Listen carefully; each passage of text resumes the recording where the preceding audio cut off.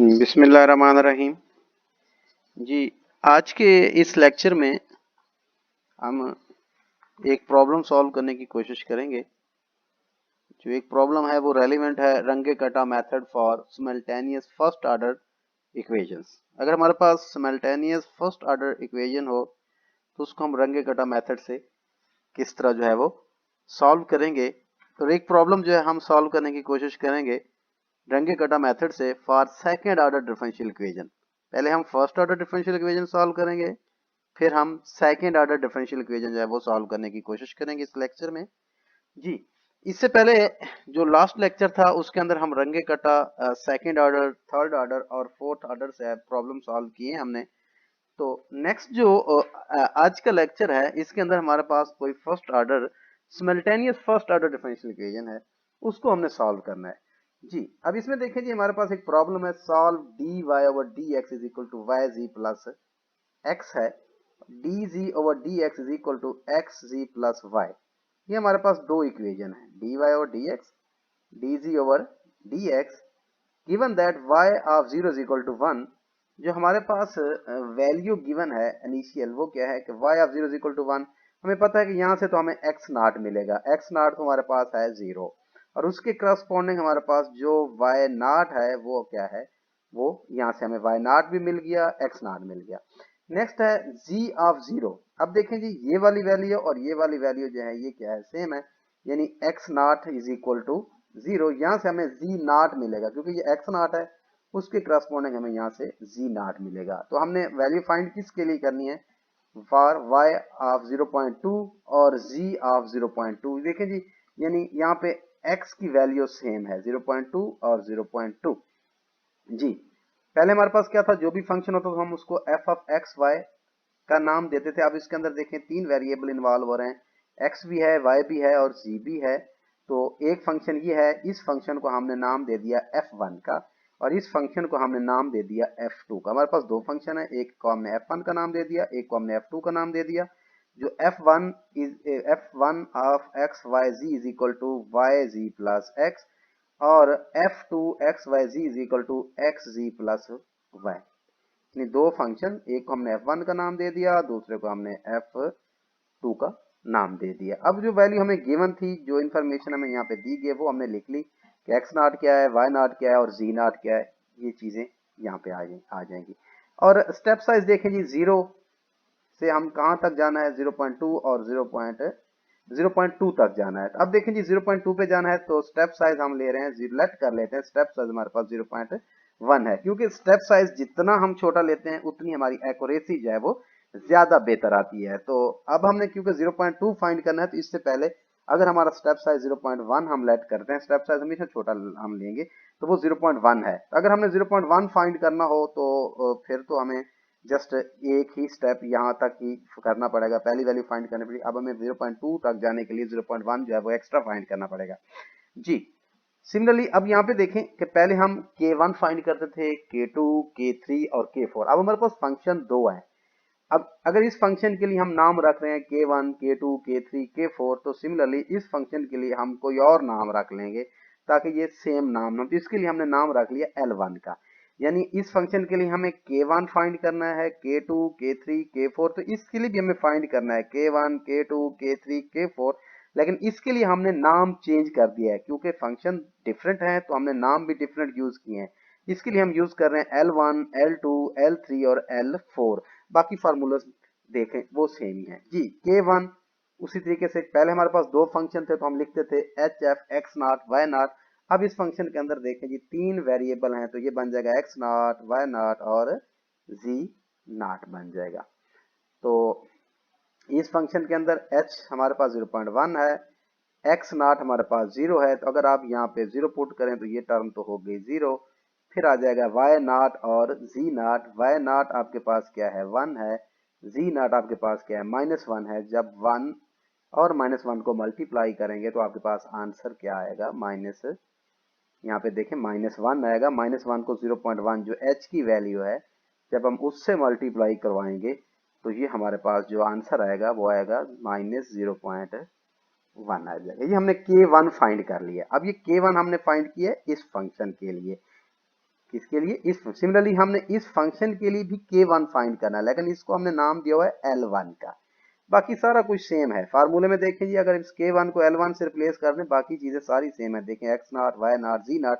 लेकिन आपको पता है कि L1 हम इस फंक्शन के लिए ले रहे हैं, तो जब भी आपने इसके अंदर initial value x naught, y naught, z not find करनी है, तो वो इसके अंदर पुट करनी है, इसके अंदर नहीं। ये थोड़ा ख्याल कीजिएगा, यानी जिस फंक्शन के लिए फाइंड कर रहे हैं उस फंक्शन की वैल्यू उसमें ही पुट करेंगे। 1 के लिए कर रहे हैं तो 1 में, 2 के लिए कर रहे हैं तो 2 के लिए करेंगे। अब इसके अंदर देखें, ये देखें डिफरेंट, ये yz था, ये xz प्लस y है।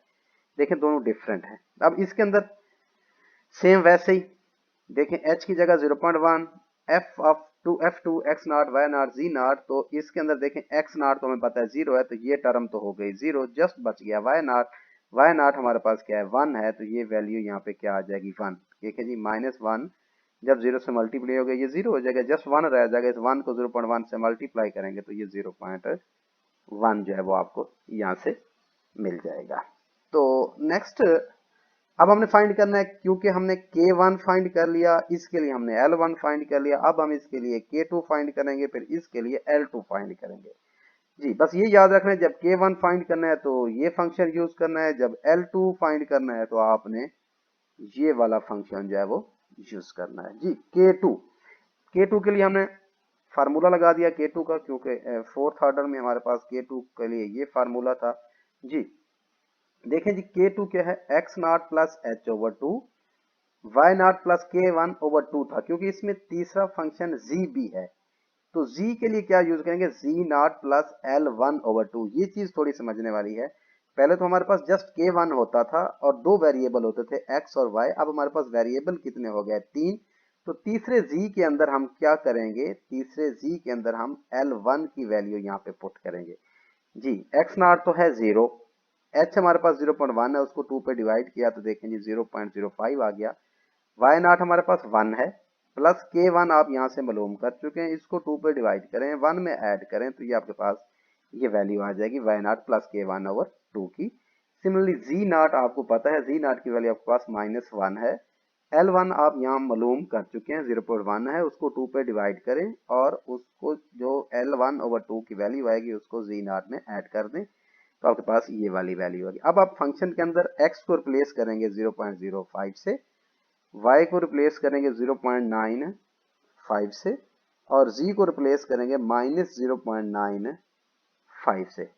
अब K2, क्योंकि आप K2 आप F1 के लिए यूज कर रहे हैं, तो आप ये फंक्शन लेंगे जी 0.1, ये दी जी y था, y की जगह देखें 0.95 है। नेक्स्ट z था, z की जगह -0.95 प्लस x था, तो x की जगह 0.05 आएगा जी। इसको सॉल्व करें तो ये आपके पास K2 आ जाएगा जी। L2 के लिए देखें जी, फार्मूला जो है वो सारे का सारा सेम रहेगा, जस्ट L2 क्योंकि हम इस फंक्शन के लिए यूज कर रहे हैं, तो अब आपने ये वाली वैल्यू जो आपने F1 में पुट की है, अब ये वाली वैल्यू आपने F2 के अंदर पुट करनी है जी। देखें सेम वही 0.1 है, यहाँ पे x है तो x की जगह देखें 0.05 है, z है तो z की जगह -0.95 है, प्लस y है तो y की जगह 0.95 है, तो ये आपके पास L2 आ जाएगा। अब जी आपने K1 K2 फर्स्ट फंक्शन के लिए फाइंड कर लिया, और सेकंड फंक्शन के लिए भी हमने L1 और L2 जो है वो फाइंड कर लिए हैं। तो नेक्स्ट हमने क्या करना है, फर्स्ट फंक्शन के लिए K3 फाइंड करना है और सेकंड फंक्शन के लिए हमने L3 फाइंड करना है जी। K3 के लिए ये हमारे पास फार्मूला K3 का कि x not plus h over 2, y not plus K2 over 2 और z not plus L2 over 2। अब इससे पहले ही हमने K2 और L2 ही फाइंड किए हैं जी। x not plus h over 2, y not plus K over 2, z not plus L over 2, x not 0 है तो h ओवर 2, h को 2 पर डिवाइड किया तो ये वैल्यू आ जाएंगी, पहली वैल्यू x की। y के लिए y नॉट 1 था, K2 की वैल्यू अभी आप यहाँ पे मालूम कर चुके हैं, -0.08525 को 2 पे डिवाइड करके y नॉट की वैल्यू 1 के अंदर ऐड कर दें तो आपके पास ये वाला सोल्यूशन आएगा। जी नॉट आपके पास -1 है, प्लस L2 आप यहाँ मालूम कर चुके हैं, ये आपके पास L2 है, इसको 2 पे डिवाइड करके जी नॉट के अंदर ऐड कर दें तो आपके पास ये वाली वैल्यू आएगी। अब आपके पास सॉरी ये वाली वैल्यू आएगी। आप K3 फाइंड कर रहे हैं तो आप पहला फंक्शन यूज करेंगे F1। अब उस F1 के अंदर क्या करें जी, जो हमारे पास F1 के अंदर आप x को रिप्लेस कर रहे हैं इस वैल्यू से, y को इससे और z को इस वैल्यू से रिप्लेस कर दें तो आपके पास ये K3 आ जाएगा। सिमिलरली आपने L3 फाइंड करना है तो बाकी फार्मूला सारे का सारा सेम रहेगा। फंक्शन आपने F2 यानी अब आपने x y z की वैल्यू F2 के अंदर पुट करनी है तो ये आपके पास L3 की वैल्यू आ जाएगी, ये वाली जी। नेक्स्ट हमने फाइंड करना है K4 और L4। तो K4 अगर हम देखें, मैं इसको थोड़ा मजीद बड़ा कर देता हूं ताकि विजिबिलिटी जो है वो थोड़ी बेहतर हो जाए। जी देखें K4, अब K4 के लिए हमारे पास ये formula HF1 x not plus h y not plus K3 z not plus L3। अब ये सारे अभी L3 K3 ये हम फाइंड कर चुके हैं, तो x नॉट प्लस h ये चीज अभी हमने की है कि x नॉट प्लस h है, क्योंकि पहले तो हम h को 2 पे डिवाइड कर रहे थे, अब जस्ट h है तो x नॉट 0 है प्लस h है तो 0.1 आ जाएगा। y नॉट 1 है प्लस K3 है, K3 अभी आपने यहाँ पे मालूम किया है, K3 के अंदर 1 ऐड कर दें तो आपके पास ये वाली वैल्यू आ जाएगी। z नॉट आपके पास -1 है, L3 आपने यहाँ पे मालूम कर लिया है, ये आपके पास जो है ये L3 की वैल्यू है, Z3 के अंदर L3 की वैल्यू ऐड करें आपके पास ये वैल्यू आ जाएगी। क्योंकि अब हम सॉरी ये वैल्यू आ जाएंगी। अब हमने K4 फाइंड कर रहे हैं तो हम पहला फंक्शन यूज करेंगे, पहले फंक्शन के अंदर x को रिप्लेस कर दें 0.1 से, y को रिप्लेस कर दें इस वैल्यू से और z को रिप्लेस कर दें इस वैल्यू से, तो आपके पास ये K4 आ जाएगा। और नेक्स्ट L4 सारा फार्मूला सेम रहेगा, जस्ट आपने फंक्शन जो है वो F2 यूज करना है, F2 के अंदर x की वैल्यू पुट करनी है, y की और z की, तो ये आपके पास L4 आ जाएगा। अब हमारे पास दो फंक्शन है, जब हम फाइनल k फाइंड करते हैं तो साफ ज़ाहिर है अब पहले फंक्शन के लिए भी हमें k चाहिए और दूसरे फंक्शन के लिए भी हमें k चाहिए।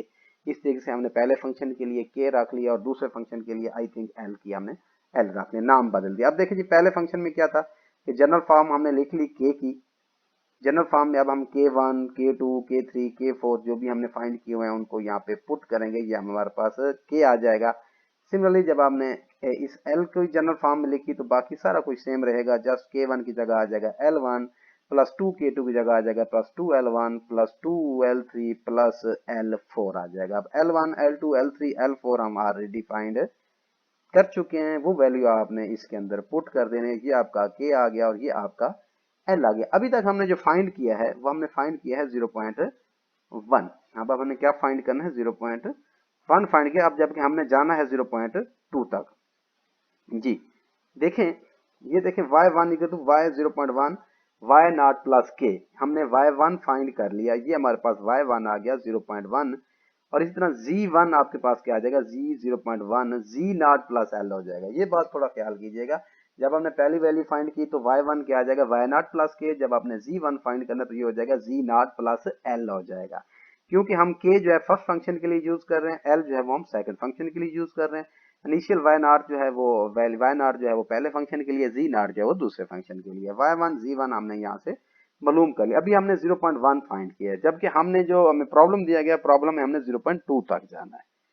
अब सेम प्रैक्टिस करनी है आपने, जैसे हम सेकंड रंग कटा सेकंड थर्ड और फोर्थ जो लास्ट लेक्चर में हमने किया था कि x नॉट को रिप्लेस किया था x1 से, y नॉट को रिप्लेस किया था y1 से, सिमिलरली इसके अंदर भी आपने x नॉट को रिप्लेस कर देना है नेक्स्ट वैल्यू फाइंड करने के लिए x1 से, y नॉट को रिप्लेस कर देना है y नॉट से, z नॉट को रिप्लेस कर देना है z1 से जी।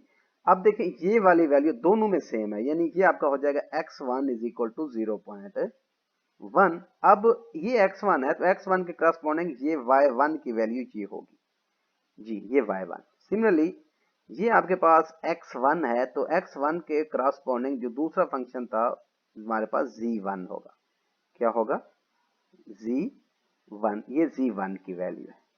एंड रिपीटिंग द प्रोसेस, अब हमने जो प्रोसेस अभी किया इसी प्रोसेस को ही रिपीट करना है। बस ये ख्याल करना है कि जब हम x not y not z not जो पुट करते थे अब वो बदल गए हैं। एक्स नॉट किससे रिप्लेस हो गया एक्स नॉट से, वाई किससे रिप्लेस हो गया वाई नॉट से, जी किससे रिप्लेस हो गया जी नॉट से। जी अगर आप देखें K1 पहले क्या था h f one x not y not z one, तो अब क्या हो गया x one y one z one हो जाएगा, h y one z one plus x one हो जाएगा जब हम इसको फर्स्ट फंक्शन में पुट करेंगे। सिमिलरली इसके अंदर भी आपने यही करना है कि फर्स्ट फंक्शन के लिए जैसे हमने K1 फाइंड किया, फिर दूसरे के लिए L1 फाइंड किया, फिर K2 L2 K3 L3 K4 L4 के लिए जो है वो हमने फाइंड करना है। तो अब उसी प्रोसेस को जो आपने अभी पहले प्रोसेस हमने अभी किया है उसमें उसी तरीके से आपने K1 L1 जो है वो आपने फाइंड करने हैं। अब यहाँ पे मैं K1 एक दो वैल्यू आपको बता देता हूँ ताकि कोई परेशानी ना रहे। देखें जी h f one x not y not z not को रिप्लेस कर दिया x one y one z one से। अब आपको पता है ये एक्स वन है, ये वाई वन है और ये जी वन है। अब आपके पास जो पहला फंक्शन है उसको आपने क्या करना है, एक्स को रिप्लेस कर दिया एक्स वन को, वाई को रिप्लेस कर दिया वाई वन से और जी को रिप्लेस कर दिया आपने जी वन से। जो हमारे पास पहला प्रॉब्लम था वो था क्या कि d y over d x is equal to y z plus x था, तो अब ये बन जाएगा y one z one plus x one हो जाएगा। जो दूसरा प्रॉब्लम है वो बन जाएगा x one z one plus y one हो जाएगा। अब इस फंक्शन के अंदर y1 की वैल्यू जो है पीछे आपको सारी ये वैल्यू दी गई, ये वैल्यू उठा के फंक्शन में पुट करें ये K1 आ जाएगा। जब आपने L1 लेना है तो उस वक्त आपने ये वाली वैल्यू दूसरे फंक्शन में पुट करनी है, क्योंकि L1 हम दूसरे फंक्शन के लिए यूज कर रहे हैं। सिमिलरली K2 L2 K3 और L4 जो है आप खुद ट्राई करें, सोल्यूशन आपके पास मौजूद है। तो यहाँ से हमने K और L फाइंड करना है। ये y2 ऑफ 0.2 और z2 0.2 ये हमारे पास फाइनल ये सोल्यूशन आएगा जो हमने फाइंड करना था। इस प्रॉब्लम के अंदर हमारा टारगेट भी यही था कि हमने y ऑफ 0.2 और z ऑफ 0.2 जो है वो फाइंड करना है। ये हमारे पास जो थी ये simultaneous first order differential equation थी जिसको हमने रंगे कटा मेथड से जो वो सॉल्व किया है। तो नेक्स्ट जो प्रॉब्लम है, अगर आप नेक्स्ट प्रॉब्लम हम देखें कि नेक्स्ट जो प्रॉब्लम है हमारे पास वो ये है कि रंगे कटा method for second order differential equation. अब इससे पहले जितने भी प्रॉब्लम हमने सॉल्व किए हैं वो सारे सारे फर्स्ट ऑर्डर थे। अब क्या है कि अगर हमारे पास कोई सेकेंड ऑर्डर डिफरेंशियल इक्वेशन हो तो उसको हम रंगे कटा मेथड से है वो किस तरह सॉल्व करते हैं।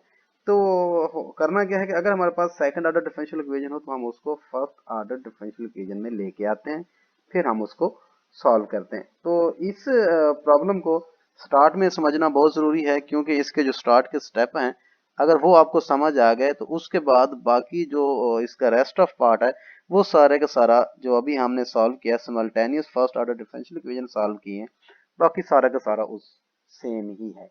जी इसमें क्या है कि अगर हमारे पास ये देखें d square y over d x square is equal to 5 x y d y over d x है, यानी अगर हमारे पास कोई सेकेंड ऑर्डर डिफरेंशियल इक्वेशन है उसकी इस तरह की हमें कंडीशन दी गई है y of x not is equal to y not, y dash of x not is equal to y not dash है।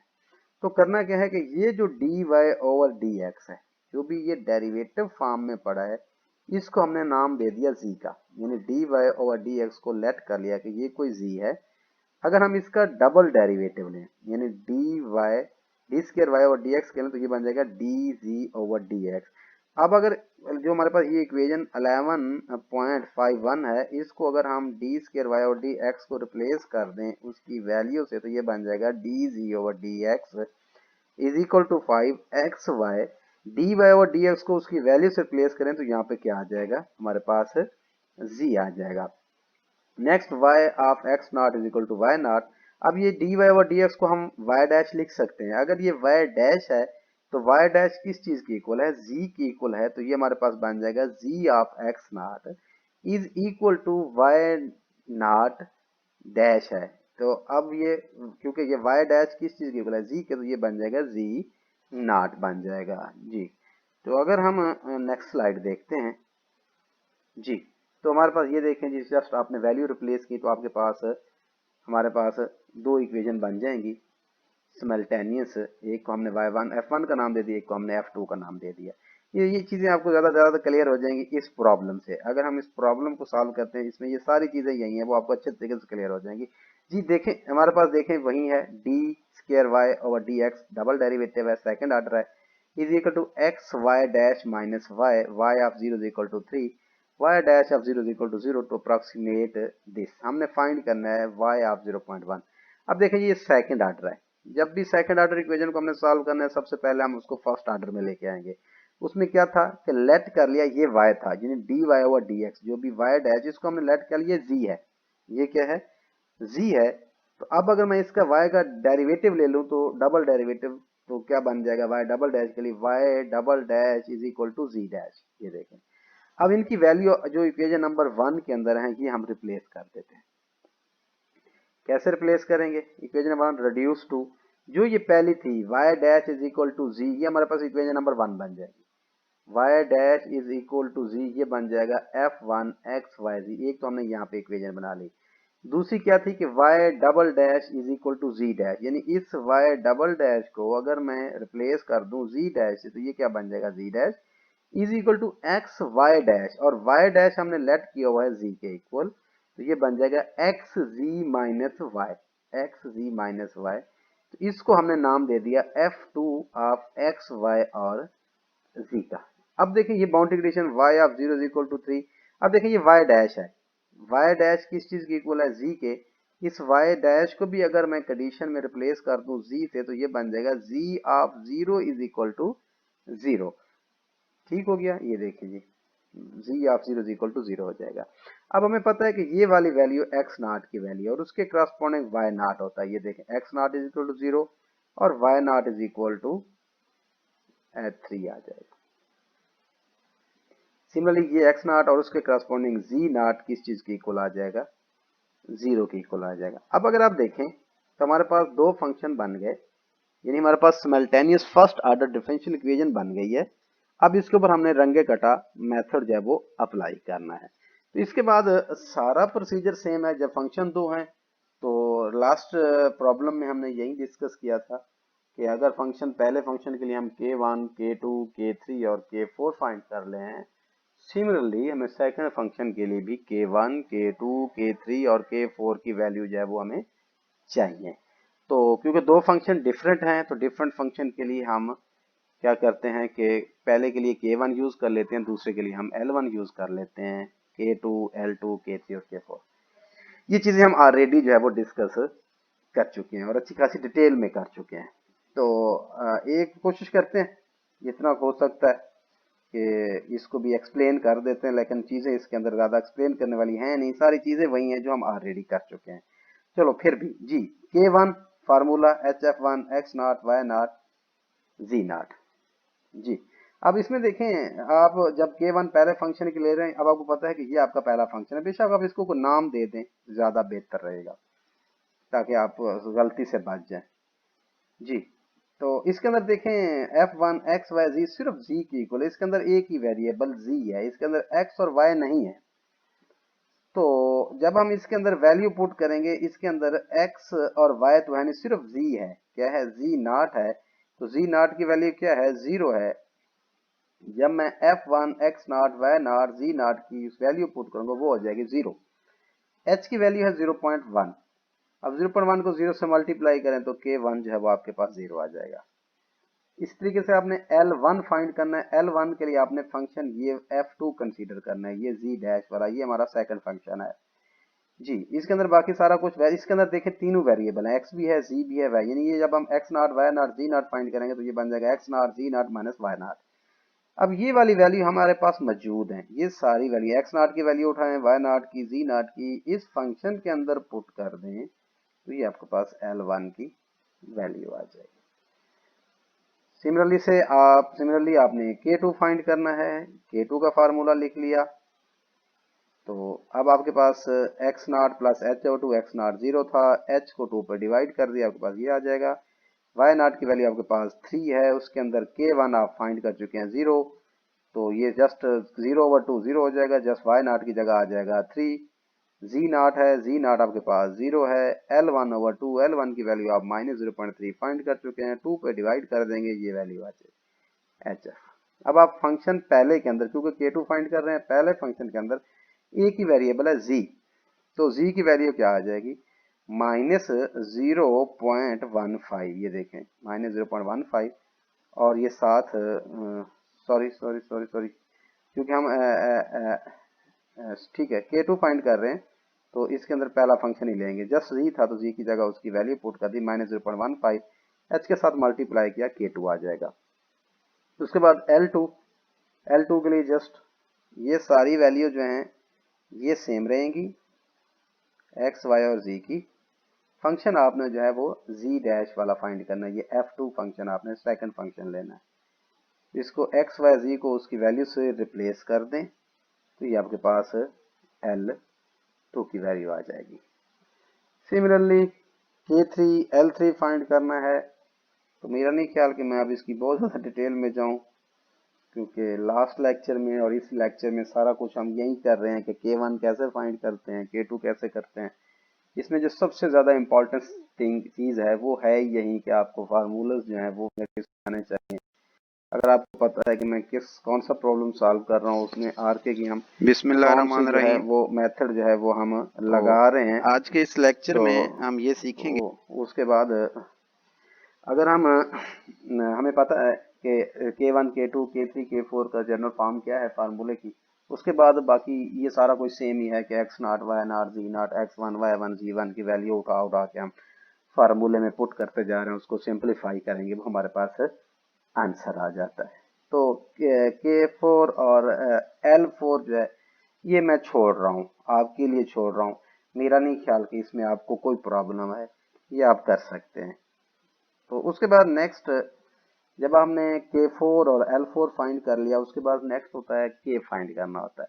हमारे पास दो फंक्शन है, पहले फंक्शन के लिए भी K चाहिए, दूसरे के लिए भी हमें K चाहिए। पहले के लिए हमने K रख लिया, दूसरे फंक्शन के लिए हमने L रख लिया। तो ये K की जनरल फॉर्म है, K1 K2 K3 और K4 हम ऑलरेडी फाइंड कर चुके हैं, उनकी वैल्यू इसमें पुट कर दें तो ये आपके पास K की वैल्यू आ जाएगी। सिमिलरली दूसरे फंक्शन के लिए हमने इसको L का नाम दिया हुआ है, इस K1 को रिप्लेस कर दें L1 से, 2K2 को रिप्लेस कर दें 2L2 से, 2K3 को रिप्लेस कर दें 2L3 से, K4 को रिप्लेस कर दें L4 से। अब L1 L2 L3 L4 find कर चुके हैं, इस फार्मूला के अंदर उनकी वैल्यू पुट करें तो आपके पास ये L की वैल्यू आ जाएगी, ये वाली जी। जितना हम पहले फाइंड करते हैं y1 का फार्मूला क्या है, y1 is equal to y0 plus k होता है। देखिए जी, अगर आप y1 फाइंड कर रहे हैं तो यहाँ पे y0 होगा, एक वैल्यू कम होती है। अगर आप यहाँ पे y2 फाइंड कर रहे हैं तो ये y1 होगा, ये y3 तो ये y2 होगा, एक वैल्यू कम होती है। अब y1 is equal to y of 0.1 is equal to y0 plus k। अब ये y0 हमें गिवन है, y0 की वैल्यू हमें पता है कि वो 3 है, वो क्या है 3 है। जब y0 की जगह उसकी वैल्यू पुट की 3, k की जगह उसकी ये वाली वैल्यू, क्योंकि ये माइनस में है, जब हम इसको ऐड करेंगे क्योंकि माइनस की वैल्यू है तो ये माइनस हो जाएगी। 3 में से k की वैल्यू निकाल दें तो ये y1 ऑफ 0.1 जो है ये आपके पास ये वाली वैल्यू जो है वो आ जाएगी। नेक्स्ट हमारे पास जो है z1 is equal to z 0.1 equal to z0 plus l होगा, क्योंकि सेकंड फंक्शन के लिए हम k की बजाय l यूज कर रहे हैं, तो ये z0 प्लस l होगा। z0 की वैल्यू 0 है, l की वैल्यू हम यहाँ से फाइंड कर चुके हैं, ये वाली वैल्यू यहाँ पे पुट कर देंगे तो ये दोबारा वहीं की वहीं आएगी, क्योंकि 0 माइनस समथिंग दोबारा वहीं वैल्यू जो हम से सब्ट्रैक्ट करेंगे। ये हमारा सोल्यूशन जो हम फाइंड करना चाह रहे थे जी। एक बार तो आप फिर भी मैं रिपीट कर देता हूँ कि इसके अंदर जो सबसे ज़्यादा अहम चीज़ है वो यही है कि अगर आपके पास सेकंड ऑर्डर डिफरेंशियल इक्वेशन है, आप उसको रंगे कटा मेथड से सॉल्व करना चाहते हैं, तो सबसे पहले उसको फर्स्ट ऑर्डर फॉर्म में लेके आना है। इसमें मुश्किल चीज़ ही यही है कि जब आप उसको फर्स्ट ऑर्डर फॉर्म में लेके आते हैं उसके बाद बाकी सारा प्रोसीजर जो है वो सेम वही है जो हमने दो फंक्शन यानी सिमल्टेनियस फर्स्ट ऑर्डर इक्वेशन के लिए हमने किया है। बाकी सारे का सारा प्रोसीजर जो है वो सेम है। तो अगर कोई भी प्रॉब्लम सेकंड ऑर्डर में है तो उसके लिए ये चीज ख्याल थोड़ा ध्यान रखना है कि उसको फर्स्ट ऑर्डर में किस तरह आपने कन्वर्ट करना है। फर्स्ट ऑर्डर में कन्वर्ट करने के बाद उसके बाद कोई खास प्रॉब्लम नहीं है। दो फंक्शन बन जाए, तीन फंक्शन बन जाए, चार बन जाए, उनको संभालना जो है वो कोई इतना मुश्किल काम नहीं है, थोड़ा लेंथी हो जाता है। जी, ये था जी आज का हमारा टॉपिक रंगे कटा मेथड। आज हमारे इस लेक्चर में कंप्लीट हो गया। तो रंगे कटा मेथड को ये दो लेक्चर, जो लास्ट लेक्चर था और ये लेक्चर था, इसके हमने डिफरेंट प्रॉब्लम सॉल्व किए। लेकिन फिर भी आप इनको थोड़ा अच्छे तरीके से अंडरस्टैंड करके खुद से कुछ प्रॉब्लम सॉल्व करने की कोशिश करें, उनको अंडरस्टैंड करें। अगर कहीं पे भी किसी को कोई प्रॉब्लम आ रहा है तो आप ज़रूर मुझसे रब्ता करें। व्हाट्सएप पे रब्ता कर सकते हैं, कॉल कर सकते हैं, मुझे ईमेल कर सकते हैं। अपना प्रॉब्लम कोई भी मसला है ज़रूर डिस्कस करें। पहले कोशिश करें अपने क्लास फेलोज के साथ डिस्कस करें। अगर वो भी आपका प्रॉब्लम सॉल्व नहीं कर सकते तो आप मुझसे ज़रूर रब्ता करें। मैं कोशिश करूंगा कि आपका प्रॉब्लम सॉल्व करूं। अल्लाह हाफिज़।